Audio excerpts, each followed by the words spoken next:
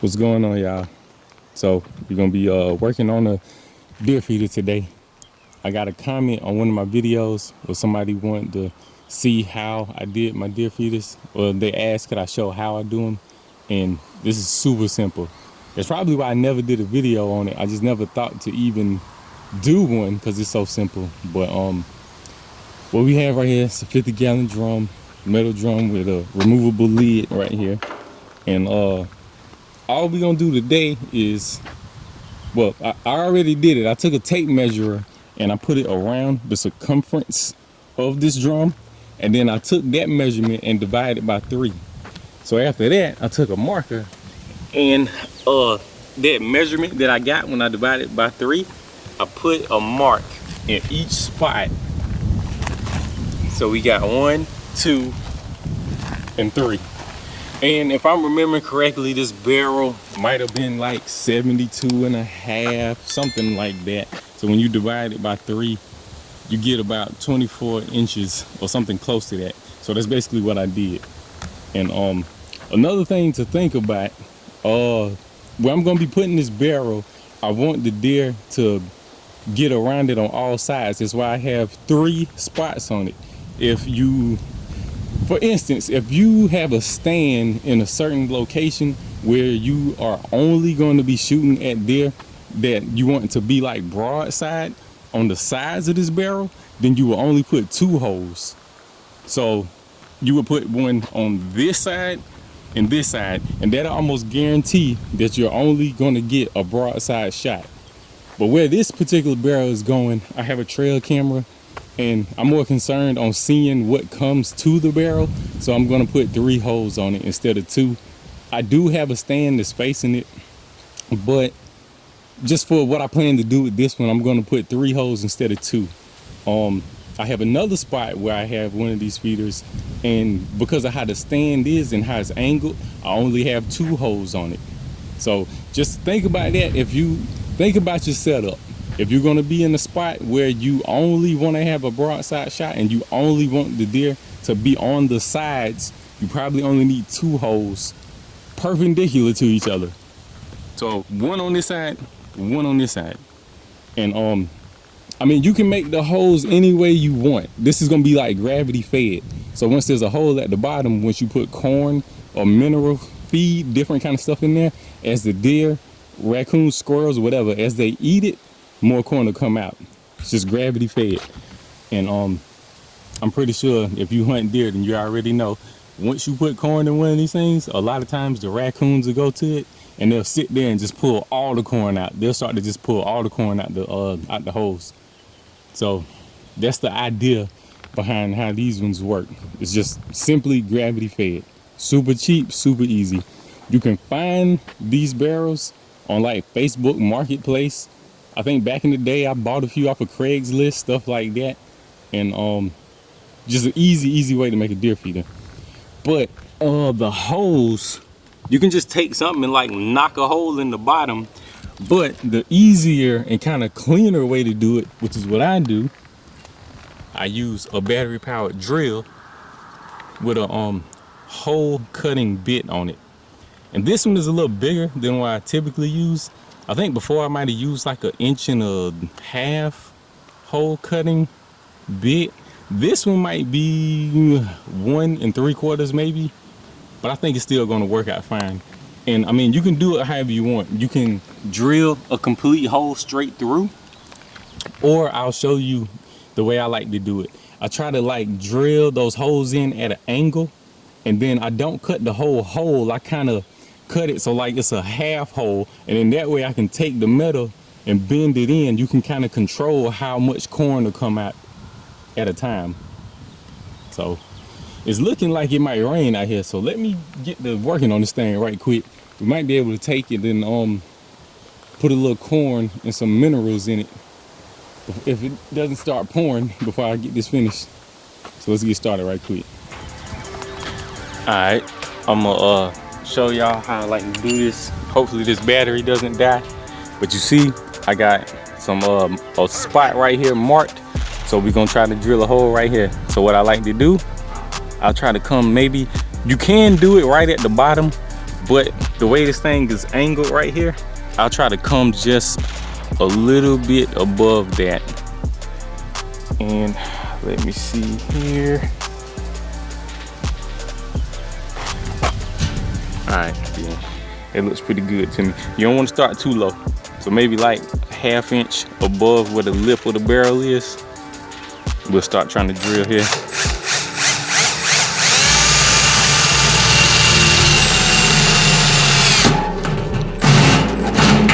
And since I don't want to drill a hole straight in there, I'm gonna try to angle it a little bit. Once the bit gets started on the can, we're gonna angle it. Let me see if I can hold that steady.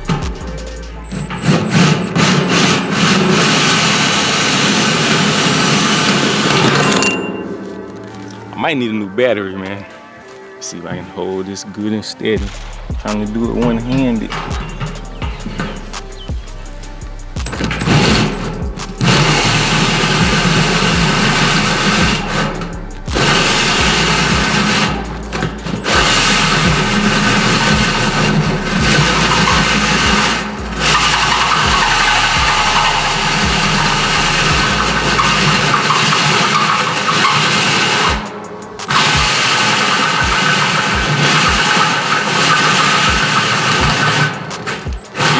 I'm using a drill that has seen better days, and I think this battery is weak, but trying to make do with what I got.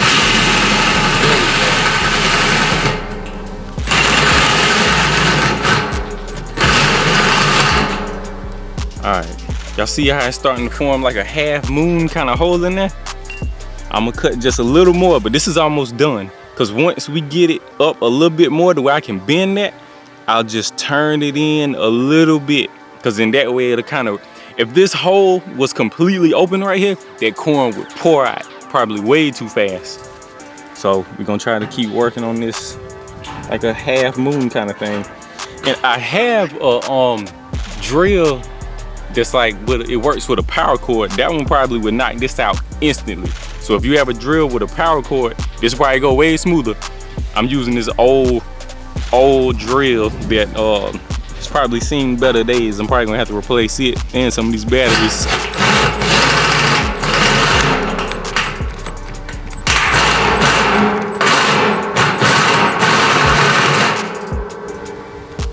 Let's see.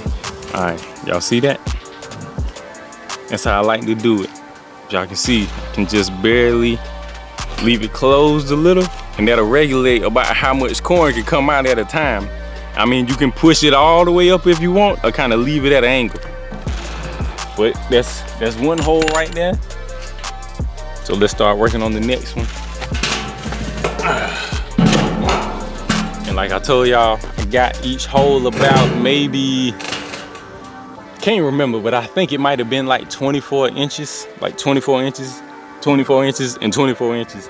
I think that was like pretty close to a third of the way of what the circumference of like the whole can was. So again, let me see. Probably gonna try to have it about a ½ an inch or ½ inch away from the bottom of the barrel.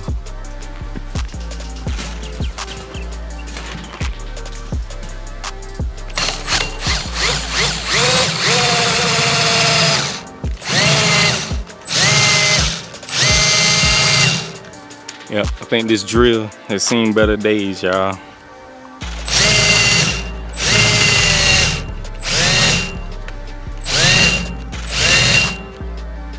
Ooh, y'all see it smoking?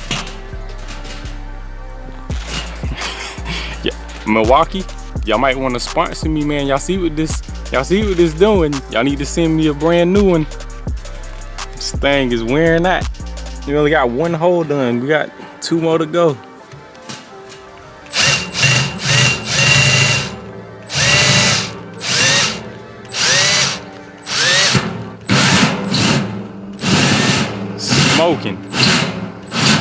Smoking.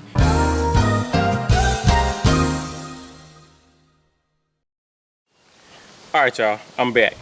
I think my Milwaukee drill is shot, so I'm probably gonna have to buy another one. Milwaukee makes great tools. But that drill is like years upon years old, and I was using it during trapping season, so I'm pretty sure it probably got dirt or something in it.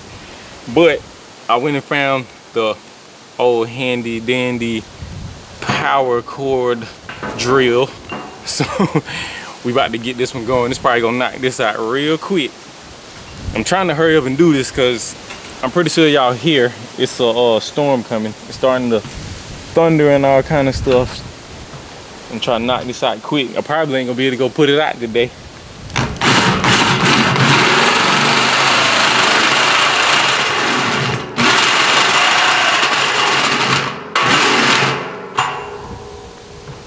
Yeah, that's going much faster than that battery powered one. Let's see.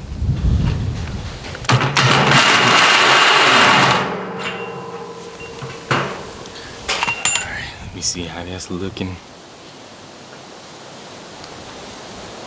Yeah, that looks good. That went much quicker for sure. I might take a file and smooth that down a little bit because it's got a real sharp edge in there. But let me work on the last one.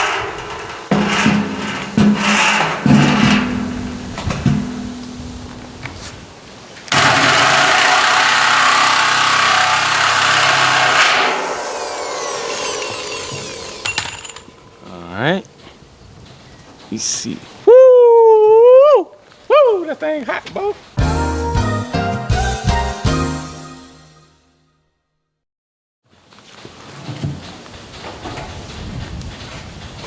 Yep, we bend that on up. So that looks good. You got 3 holes all the way around. But I'll take a file and just rub on that just a little so it ain't so sharp. And I mean, you can even paint these drums if you want to. I've painted them in the past. I've painted some with like a camo pattern and stuff like that. But you don't have to do that if you don't want to. But with this one, I'm not gonna do that because I mean, there's no difference in it. I have another one that's just a solid drum, no difference at all. The deer still ate out of it just fine. So I ain't even gonna spend any time painting this one. But y'all see, we got 3 holes. I mean, it looks perfect. Each one is like exactly a third of the way around.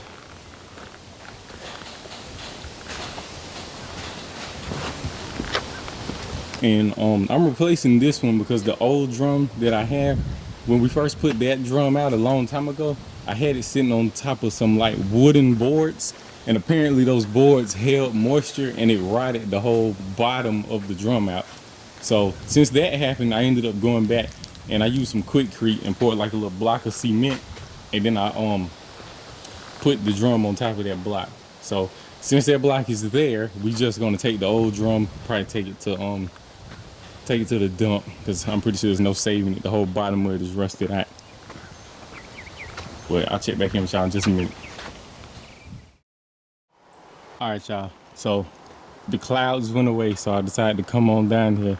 I got the drum with me, got some corn with me, and some Antler Max. It's like a deer mineral feed. Got all that with me. This is the old drum, and this is the one I said was sitting on those boards before, so the whole bottom of this thing was rotted out. And I know last season when I was putting corn in it, I could just tell it was getting worse and worse. And it looks like right now the whole bottom has been rotted out of this thing. So we're gonna take this one to the dump. I'm gonna get all that old like moldy nasty corn off of there. Then we're gonna drop the new feeder on there. And we're gonna put a little bit of this corn and these deer minerals in this feeder, and we'll see how it plays out. And I have a stand like in the trees right there, but I actually have a food plot over here that I just planted a couple days ago, and it hasn't rained ever since I planted, which it was supposed to, but it hasn't really rained just yet other than that little scattered shower we had earlier. So my plan is to actually hunt. I have what do you call it? SC2 in the woods over there that we built. And I recently just painted that like maybe a week ago. But my plan is when I hunt this spot to hunt in the big stand over there overlooking this food plot once it comes up. But I've always had a feeder right here, and I always get pictures of big bucks on this camera right here in this spot. So that's usually how I know what's out here. So I figured I would just go ahead and replace this old feeder with a new one. The 50-gallon drum. It's a gravity feeder, and we'll see how it's gonna go. It's like 2 months till the season starts here in South Carolina. Also got a trophy rock out here. But let me pull that old feeder up and clean off that little slab right quick. We're gonna put the other one down. Perfect.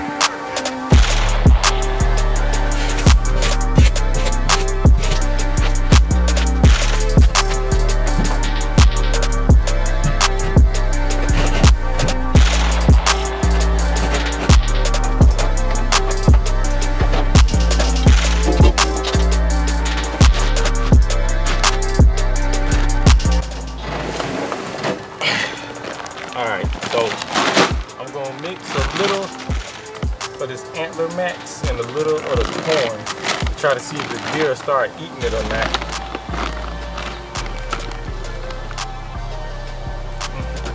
Smells kind of good.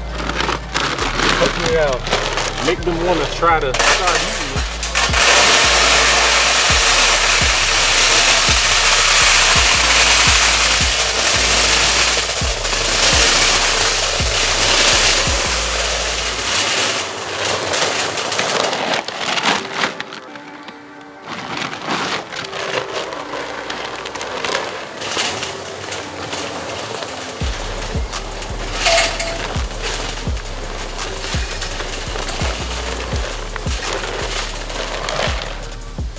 So it looks like that corn and stuff is coming out. Some spots pretty good, some spots is coming out pretty slow. But I think when the deer start messing with it and the raccoons, it should be good. But if it continues to look like it's coming out too slow, you can just take those tabs, bend them up some more, and then it should start to flowing even better. See? Looks good to me.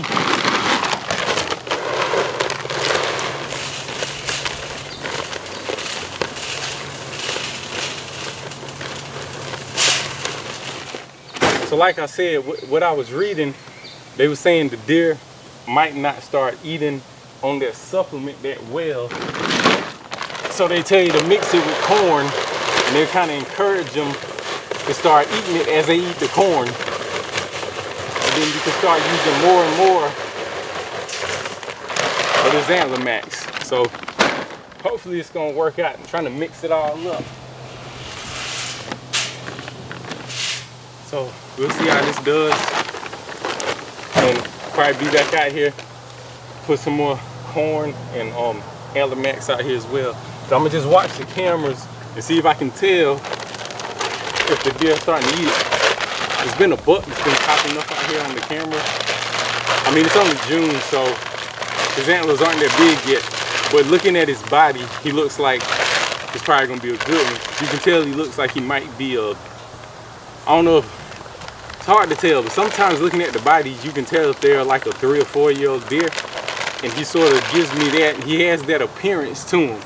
So I'm gonna just keep an eye on it, and we'll go from there. But this was how to make a deer feeder. Well, how I do my deer feeders using a 50-gallon drum. How I do my gravity feeders. Super easy, super cheap. You can find these feeders anywhere online. People sell them all the time. A good place to look is Facebook Marketplace. Back in the day, I used Craigslist. I'm not sure if people still use Craigslist a lot. But you usually can run across these things just about anywhere. So I recommend y'all try that super easy way. If you can bake in your state, super easy way to bring deer in. And like I said before, I mean, you can paint them. I have one that's painted camo, but I don't think it makes a big difference. The paint might actually slow down some of the rust, because this one, I don't think this one, we didn't paint this one, and you see this whole thing rusted through. So I mean, there might be something to think about, but I kind of think this one will be okay. It already has some kind of paint on it anyway. But yeah, I say give it a shot, y'all. If you're trying to make a feeder, super easy, super cheap way to do it. In the meantime, y'all can like, comment, and subscribe, and hit that notification bell so you're notified when I post more content. And I'll holler at y'all good people later. Peace. Perfect.